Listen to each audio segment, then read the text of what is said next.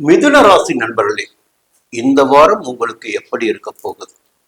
பொதுவா மிதுன ராசினருக்கு இது கொஞ்சம் யோகமான நேரமா தான் இருக்கு. பயப்பட வேண்டிய அவசியம் இருக்காது. இருந்தாலும் 2.25 நாட்கள் சந்திரன் சஞ்சரிப்பதை வைத்து நம்முடைய கிடைத்து வருகின்ற பலன்களில் மாற்றம் ஏற்பட வாய்ப்பு இருக்கு. அப்படி பார்க்கின்ற போது பார்த்து தான் ஆகணும். திங்கட்கிழமை, செவ்வாய்க்கிழமை, புதன்கிழமை மதியம் வரை பார்த்தீங்கன்னா உங்களுடைய விருப்பங்கள் எல்லாம் பூர்த்தியாகி கொண்டிருக்கும்.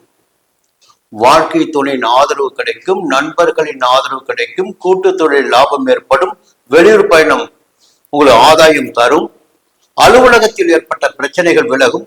ஒரு பக்கம் வேலை பளு இருந்தாலும் மறுபக்கம் அதற்கேற்ற ஆதாயம் வரும். ஒரு சௌக்கியமான வசதியான நன்மையான நாளாகவே புதன்கிழமை மதியம் வரை உங்களுக்கு இருக்கும். புதன்கிழமை மதியம் தொடங்கி வியாழக்கிழமையும் வெள்ளிக்கிழமையும் உங்களுக்கு சந்திராஷ்டமம் என்பதை நீங்கள் மனதில் வைத்துக் கொள்ள வேண்டும்.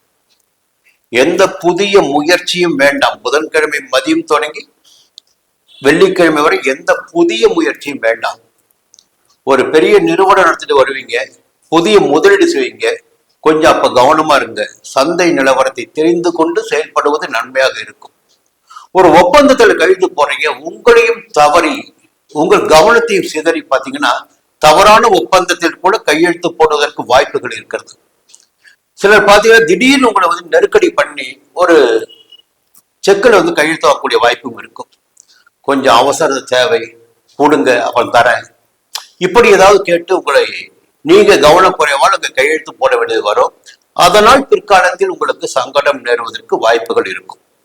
சந்திராஷ்டம நாட்கள் எப்பொழுதுமே இந்த ஒப்பந்தங்களில் கையெழுத்து போடுவது, பிராம்சரி நோட்டில் கையெழுத்து போடுவது, செக்கில் கையெழுத்து போடுவது, இதில் எல்லாம் ரொம்ப கவனமா இருக்கணும். வாகனத்தை இயக்கும் போது ரொம்ப கவனமா இருக்கணும். மறுபடியும் பார்த்தீங்கன்னா சனிக்கிழமை ஞாயிற்றுக்கிழமை உங்களுக்கு யோகமான நாளாக